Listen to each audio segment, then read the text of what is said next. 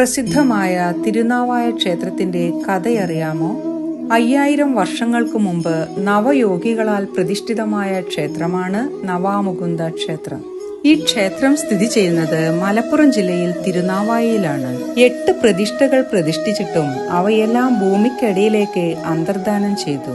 ഇതു കണ്ട നവയോഗിമാരിൽ ഒരാളായ ഖരഭാജൻ ഭാരതപ്പുഴയിൽ നിന്ന് ജലമെടുത്ത് അഭിഷേകം നടത്തി നിവേദ്യമുണ്ടാക്കുകയും താമരപ്പൂക്കൾ കൊണ്ട് അർച്ചന നടത്തുകയും ചെയ്തു.